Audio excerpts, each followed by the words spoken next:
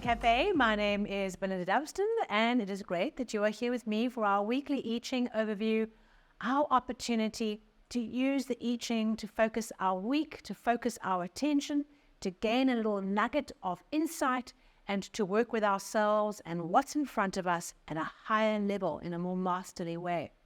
So last week, we had that wonderful hexagram 14, the possession of greatness, the path to wealth, working with understanding where our wealth truly lies, where we can build that wealth, where we can overcome a poverty consciousness, and we can tap into abundance that's all around us.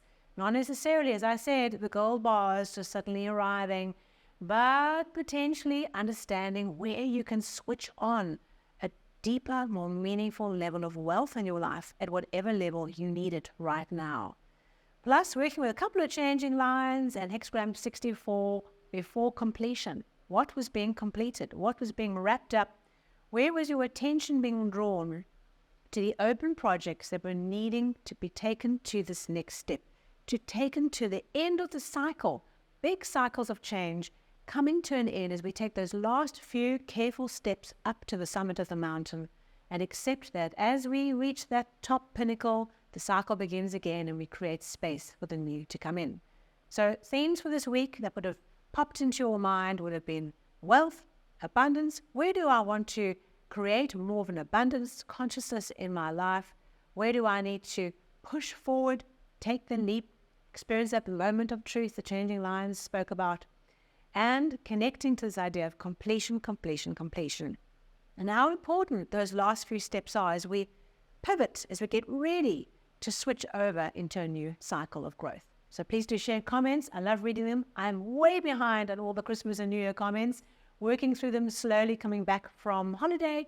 So looking forward to working through those with you. But if there's something from last week that is evidential, please do share. The community values and works with the insights every single person shares, because it creates this wonderful, rich dictionary, library of metaphors and examples and different ways that these hexagrams touch our lives. It's truly amazing. So let's have a look at this week, the week commencing the 15th of January. We have our first hexagram for this week that we are working with.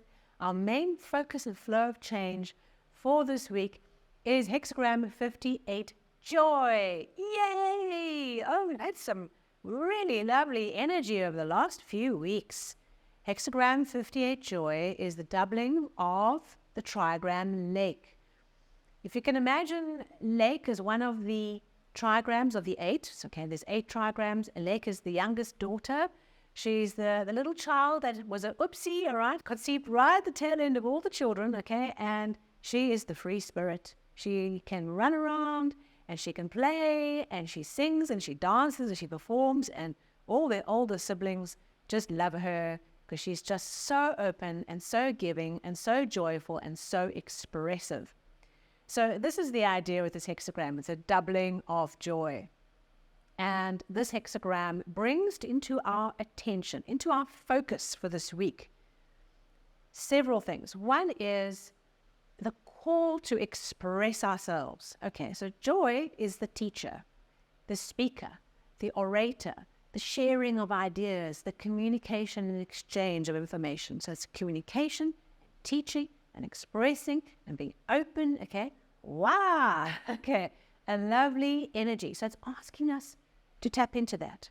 It's asking us to pay attention, to tune the radio into this idea of joy in this hexagram 58, so that we can work with tapping into our ability to express, to share, to communicate and exchange. Likely to be a week of lots of talking, lots of communicating, lots of expressing, lots of exchange of ideas, okay? And let that energy guide you, because that's how we are opening up the week. That's where our focus should be, is free exchange of communication and sharing with others. Okay, it brings energy, it brings ideas, it brings value, it brings an opening of doors to what you want to do next. The other part of joy is also about finding the things that bring you joy. Okay. Life without joy is like not so sweet, right? So we want to have a way of tapping into what brings us joy. I often think that if we reach a place of burnout, or we reach a place of just exhaustion, maybe we worked too hard, the year's been too long. Okay, now we're at the beginning, so we're all fresh psychologically, hopefully. But this idea of being exhausted for me is often a case of where there's an absence of joy, and where you find little ways to top up the joy jar, okay, over the weeks, over the months to come, as you sustainably top up that joy jar. Need a jar full of joy, right? We sustain our ability to be connected to this beautiful idea of this open, wonderful, exuberant, energetic joy. What brings you pleasure? Okay, this is a key thing related to joy. What do you choose to bring you pleasure? What is fun for you?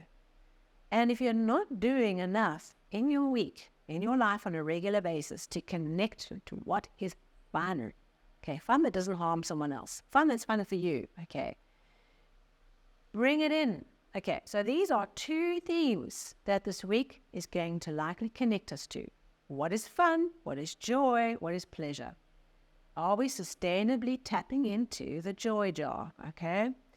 And then are we expressing and communicating and sharing ideas? Where could the collaboration around ideas and talking and really getting into some wonderful dialogue with other people, how could that be the antidote to the rock that's in front of you, the challenge that's in front of you, the thing that you feel is obstructing you from getting to the next step? Sharing ideas. This is how we work with this wonderful, wonderful hexagram. It's juicy, the joy jar. I love it. Okay, so we have one changing line. This week, 4th position. We're over that chasm, okay? We've gone over the chasm from the bottom 3 lines or bottom trigram to the top. And with this changing line, we've got our one foot on line 4, but perhaps we have the other foot still sitting on line 3. This is a hexagram where we're wrapped in an indecision around a way to go. All right, do this way, do that way, advance, retreat, option A, option B. How do I choose? Okay, if you find yourself stuck in a position of how do I go forward? Do I go back? Do I pull back from this? Do I lean into this connection? How do I work with this? Okay, this changing line says that the indecision is debilitating. It stops the flow of joy. And if you were really just to take yourself in hand, for us all to take ourselves in hand and sit down and think about it, ask ourselves the question, what is the higher path of pleasure and joy in the situation? Okay. And what is the lower? Okay. Once you've got that clear in the situation where you are stuck in indecision, take the higher. Okay. This is like that wonderful experiment that we've all read about and heard about, the marshmallow experiment. Okay, was it Stanford? I can't remember who did this experiment many, many years ago, or Harvard. And they brought in some kids, and they sat the kids down one at a time, and they said, here's a marshmallow. You can have it now, but if you wait 5 minutes or 15 minutes, whatever the time period was, you'll get 2 marshmallows. Leave the marshmallow on the table, go out the door. Okay. Some children grabbed the marshmallow, stuffed it in straight away, and some kids waited the 15 minutes because the prize was worth it, set it out, waited it out, and got the 2 marshmallows. This is the picture that comes to mind with this changing line of taking the higher versus the lower, the immediate instant gratification, sensory gratification, and the longer term gain of holding back and being a little bit reserved in grabbing that marshmallow. Okay, being willing to wait and to apply some good self-discipline.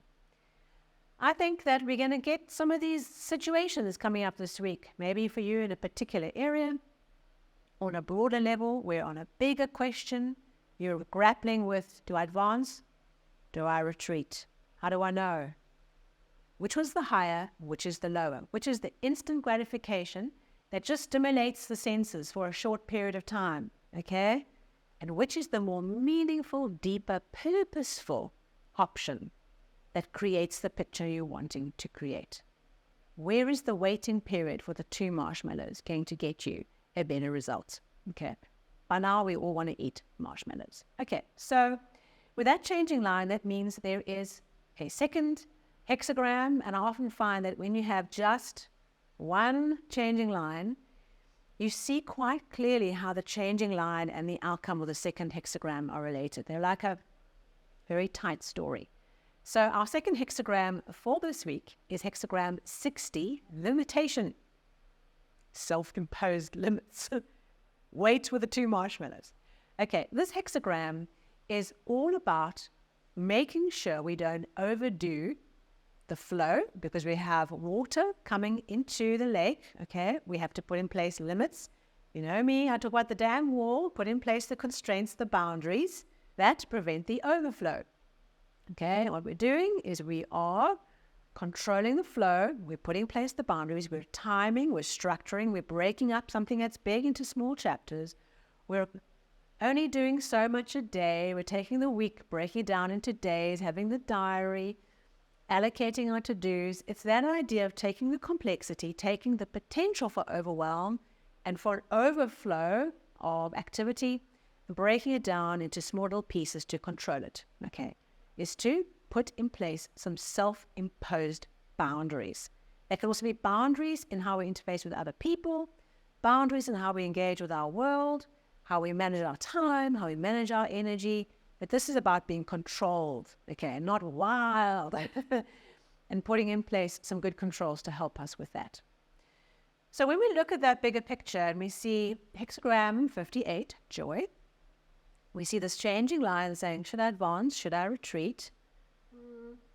Higher versus lower. And we see the marshmallows, and we see this hexagram 60 limitation.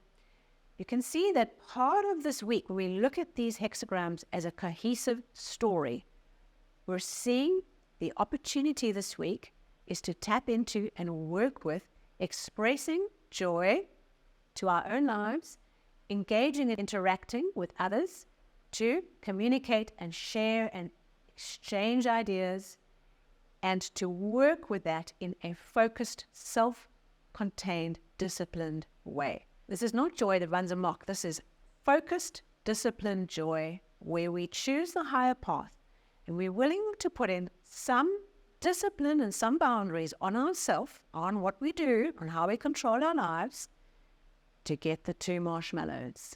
Okay, so an interesting week where we are challenged to get ourselves in hand, to understand what brings us joy, and to use some healthy limits, some healthy boundaries to control our flow this week and maximize the interaction with others, maximize our opportunity to tap into joy. And perhaps the insight is there for us in the week of how to really bring to light a new way of being joyful, of bringing energy, enthusiasm, youthful energy back into the way we think, that we need to take with us forward and to work with other people around us, our teams, our families, our loved ones, to be in joy. It is a beautiful energy if we learn how to use it and to master ourselves through that discipline. Thank you so much for being here with me. Please, if you like this video, it was valuable, a like would be really cool. And of course, if you are new to the channel, if you'd like to get the episodes on a regular, please hit the subscribe button with the bell, okay, and the follow button if you're on the podcast version. And perhaps check out the links to see what else is available through the channel. I look forward to seeing you soon. Next weekly episode. The weeks are going to start accelerating, so get stuck into your year, and I wish you the best for the week ahead.